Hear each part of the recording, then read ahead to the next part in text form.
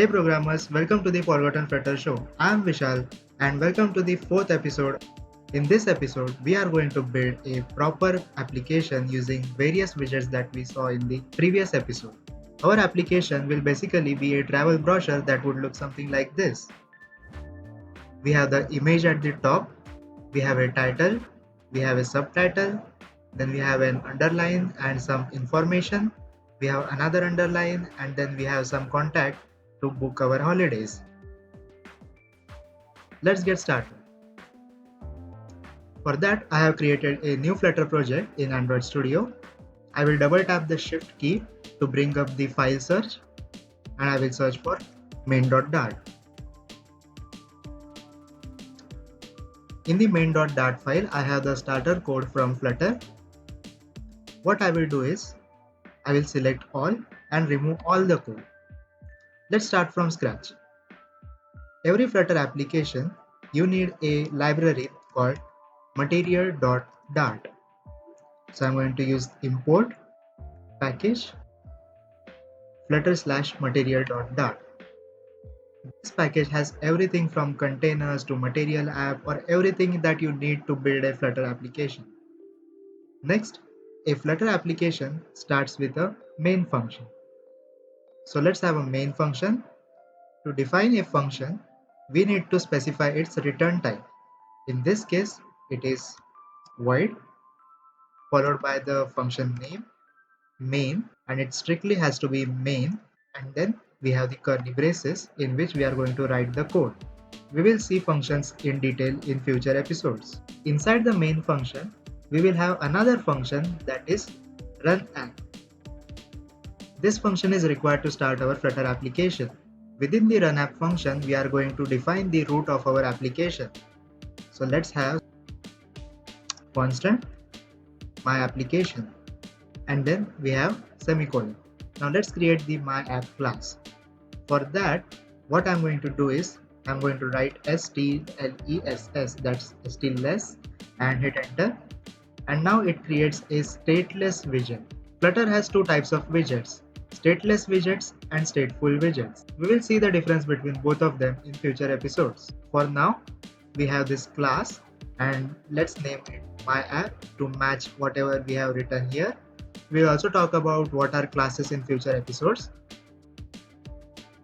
So far we have imported the material library, we had the main function, we have the run app inside main, and it is calling our root of the application, that is my app. Inside the build function of our my app class, we are going to return a material app.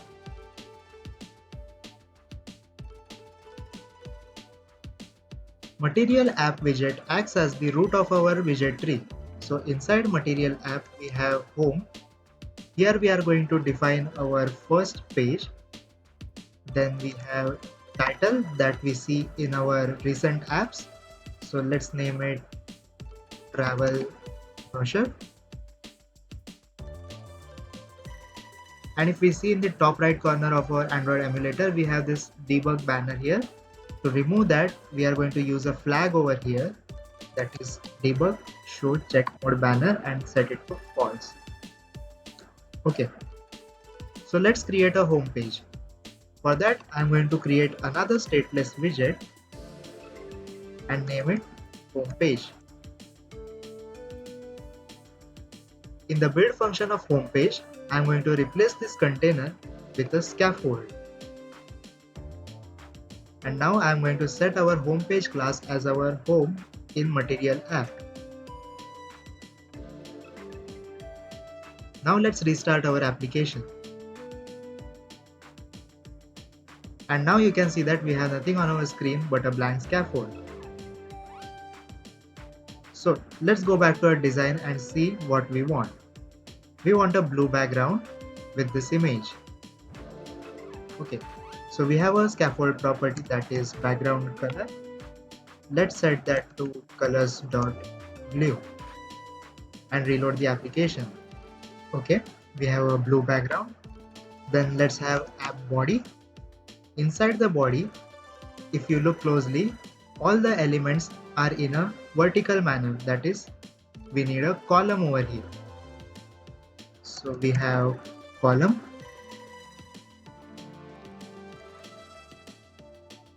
Column has multiple children,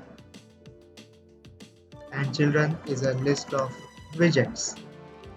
For the image, I will go to stockword.net. I will leave the link for this image in the description. I'm going to right click and copy the link of this image, that is copy image address. And what do we do to get a network image in our application? We use the image widget, and inside that we use the network image,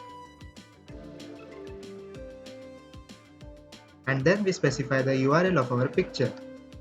Let's test this. Okay, we have our image, but it's kind of weird because it's going all the way till the top of our application, and the action bar is actually overlapping the image. We clearly don't want that. If we see in our application, we have a blue colored title bar or action bar, whatever you can say. To prevent the image from overlapping our action bar, we are going to add a safe area widget just above the column. So wrap with widget, we have safe area, and reload our application. And now we can see that our image is properly below our action bar. Next, inside the column, we have the title. So for that, we have a text widget. Set it to Australia. We have it centered properly. It's a little bit bigger. So we have style, text type.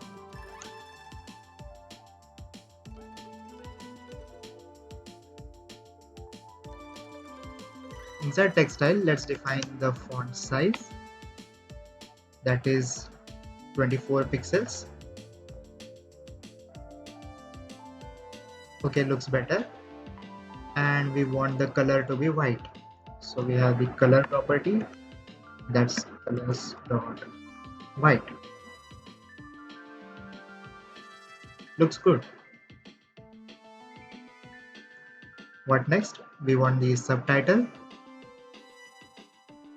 So I will copy the same thing and paste it over here. And we have the subtitle. The subtitle should be a little smaller than the title. So instead of 24, we are going to have 20 for this. Okay, looks good. Then we have a underline. For that, we are going to use a sized box that has a height of 20 pixels. And as its child, we are going to have a divider. Its thickness is 1.25 pixels and has a white color.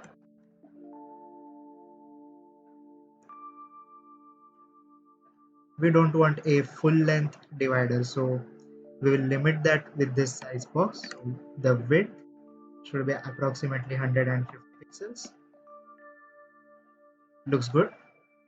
Then we have the description. So again, we are going to have the text widget, and we are going to use some dummy text over here. Let me just get the text real quick. Okay, so I have grabbed some lorem ipsum text from VS Code. So I'm going to paste it over here and reload the application. Okay, this text does not look good. Let's give some alignment to it. So just above style, I'm going to define style, and that would be text align dot justify. And now it looks so much better. Again, we need a divider, and below the divider, we need contact options. So we need the text widget again. One more thing here, the text should be even smaller than our subtitle. So we are going to decrease the size by, let's say, 2 pixels and keep it as 80. Okay. And I'm going to change this text to for bookings or queries.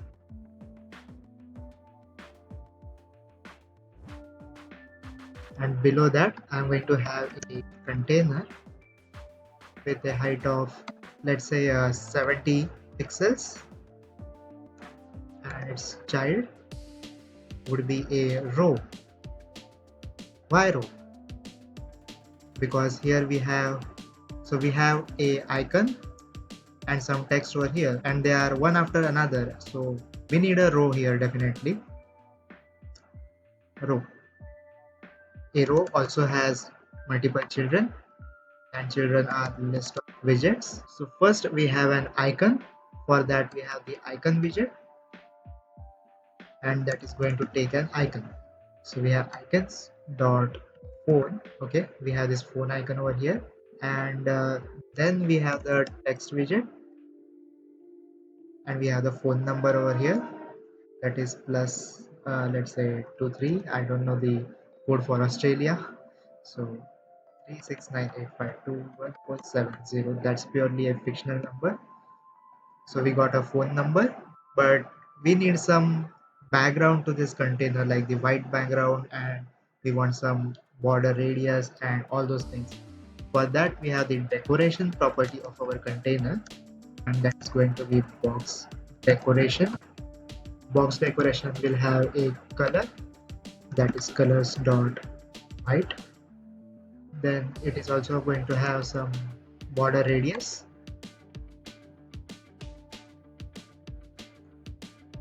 and that would be border radius dot circular, and let's say 14 pixels. Okay, we have some rounded corners here. Then of course we need some padding to this whole column over here.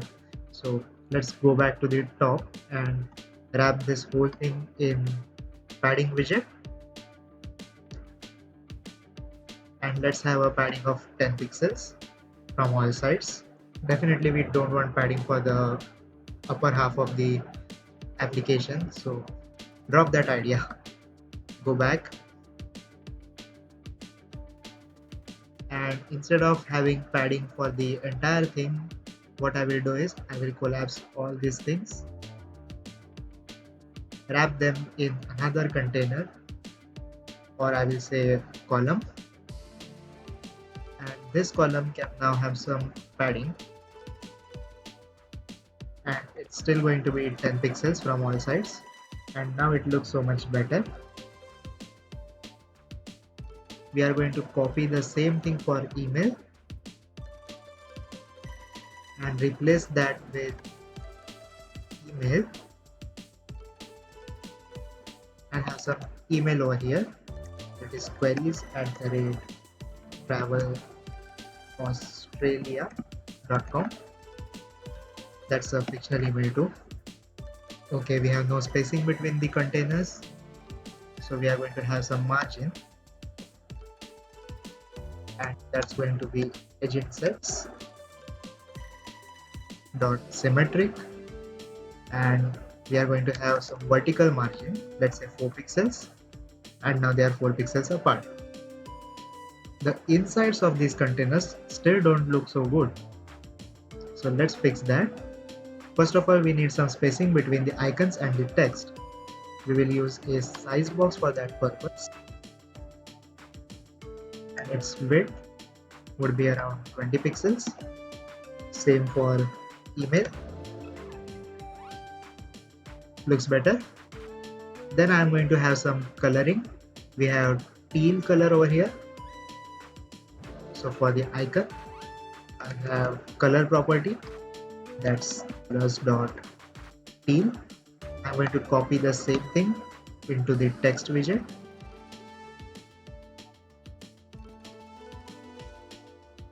Same thing over here. Looks good. Let's enlarge the text. So font size Let's keep that as 18. Okay, looks much better. Even for the icons, size 18.